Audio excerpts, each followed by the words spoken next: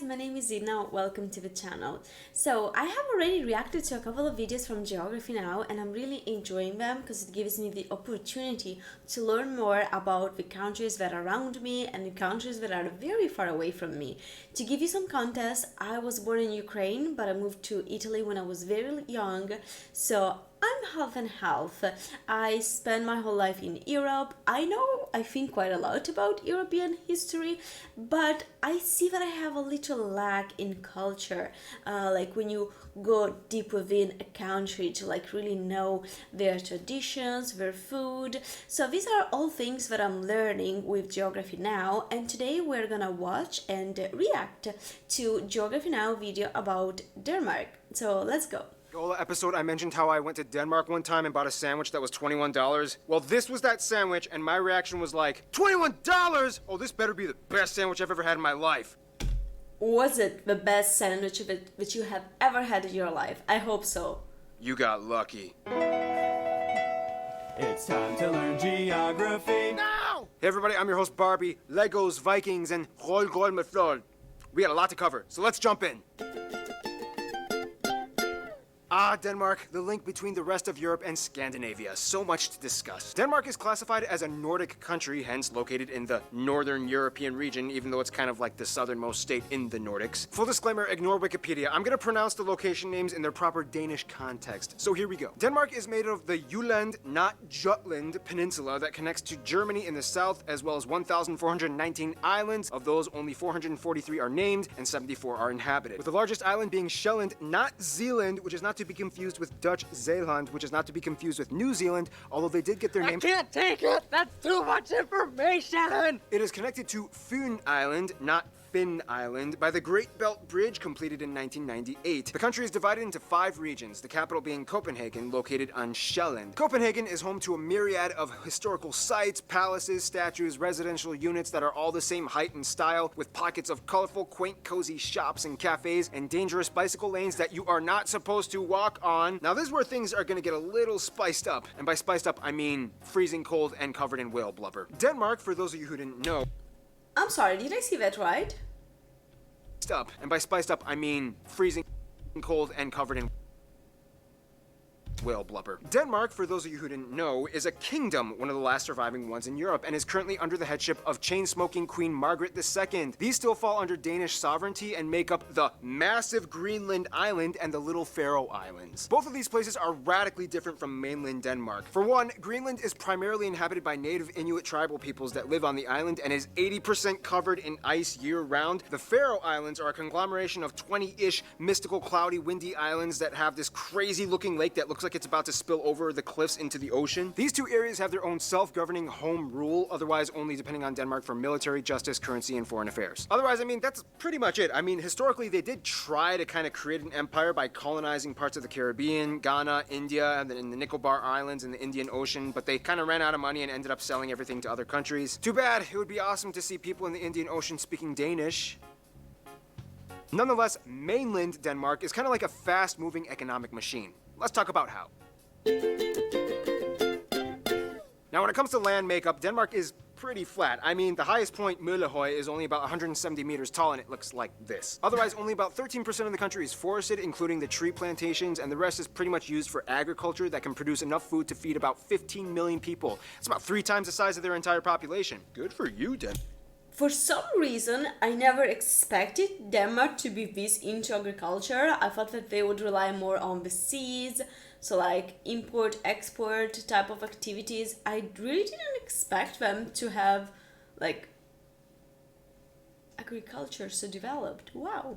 Denmark. But one thing Denmark is actually famous for growing is non-produce plants like grass, fodder, and Christmas trees. The highly sought-after Danish Nordmann fir has been classified as the Rolls-Royce of Christmas trees, and every year investors from Germany, the Netherlands, and even the UK jump in at the end of November and grab whatever they can before it's gone. Now, one thing...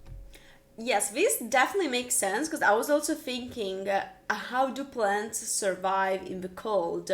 Like the plants that you would end up eating. So that makes sense that they have lots of Christmas trees.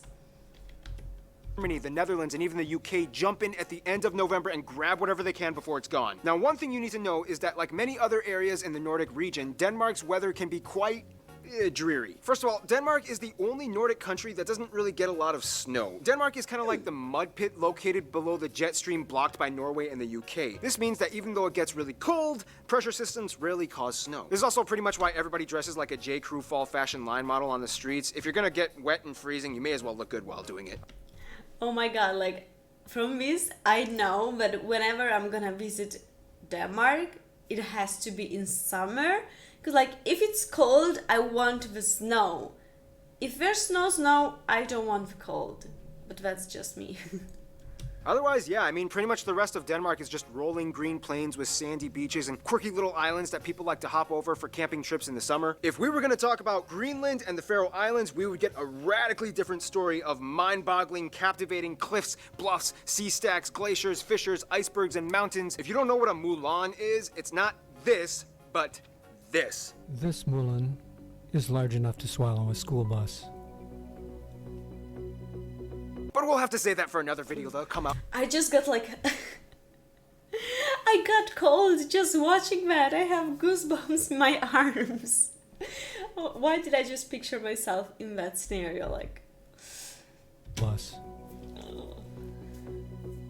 But we'll have to save that for another video that'll come out in 9,374 years. In the meantime, let's talk about the people.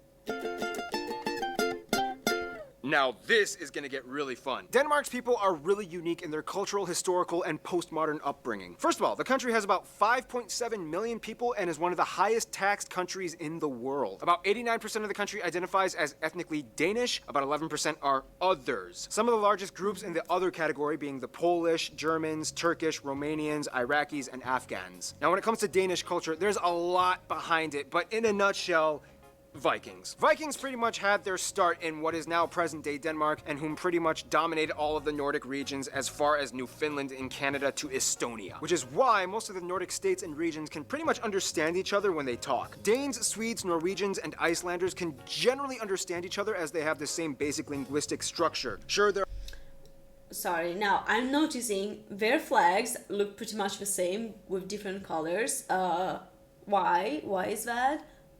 For the same reason, like for the Vikings that went all around, or do we have any specific reason other than this one? and Icelanders can generally understand each other as they have the same basic linguistic structure. Sure, there are subtle discrepancies, but overall they can kind of get by conversationally.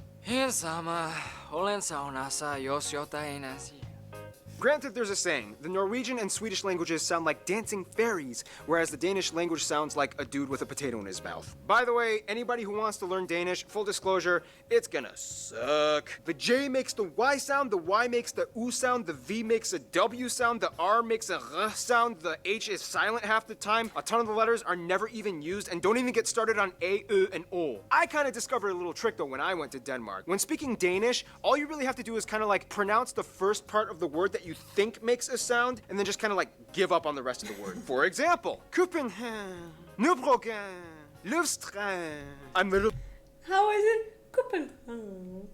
Dun, dun, dun. just listing names of places in Copenhagen that I've been to. Honestly though, you really won't have much of a problem getting around if you speak English. Over 80% of the entire country, mostly the younger generation, speaks proficient English to the point where they don't even need subtitles when watching American TV shows and movies. Also, keep in mind, Greenland has its own language that is completely unintelligible as it's an Inuit language closer to the indigenous Inuktitut and Yupik languages found in Canada and Alaska. And Faroese is pretty hard for most Danish people to grasp as it actually has more words rooted in the ancient Norse language, and it's actually more intelligible to Icelandic. Back to culture though, Denmark has definitely left its mark, whether it's notable figures like author Hans Christian Andersen, philosopher Søren Kierkegaard, or whether... That's actually how you pronounce his name. Wow. It's not Soren Kierkegaard. It's...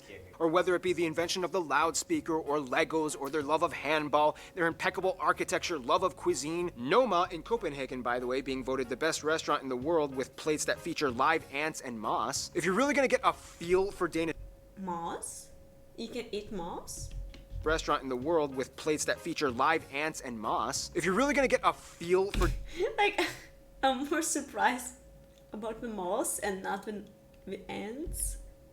best restaurant in the world with plates that feature live ants and moss. If you're really gonna get a feel for Danish culture though, you kind of have to know about janteloven and hygge. The funny thing is, Danes are kind of brought up in a social mindset that is kind of integrated into their subconscious, known as janteloven, which kind of translates to something like, you are not better than the crowd, which I know sounds kind of depressing, but it's really trying to instill a sense of equality and communal cooperation. Hygge translates to something like, spend good times with friends and family, and it's like a cozy thing. Of course, Denmark is known for being ranked one of the happiest overall countries, even though they are also kind of one of the highest ranked consumers of antidepressants as well. But hey, they still pull off everyday life looking oh so good, even if it's during one of those really loud annual emergency drills. Okay, Christine, explain what's happening right now.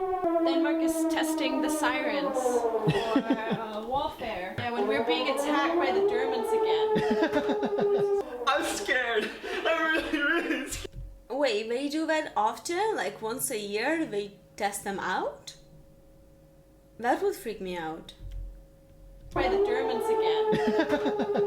I'm scared. I'm really scared right now. Let's run to the security basement. The Germans are coming! Speaking of Germans.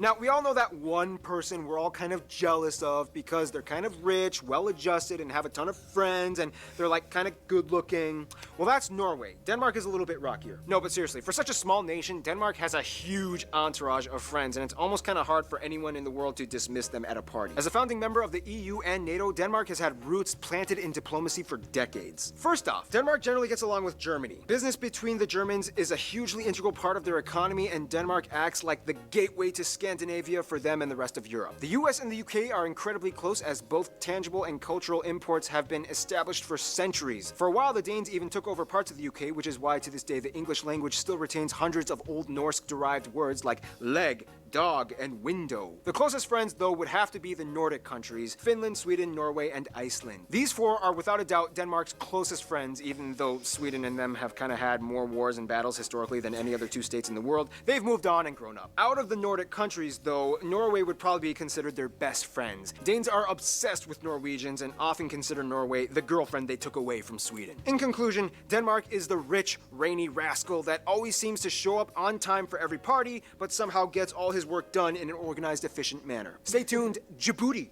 is coming up next. The most important thing that I learned about Denmark is probably the weather. Like, how don't they have snow?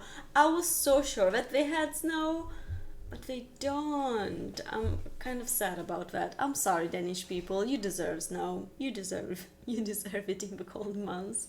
So that was very interesting. I learned quite a lot of new stuff, especially from like political point of view and physical point of view when it comes to their agriculture, so also economy, where I learned from every single field.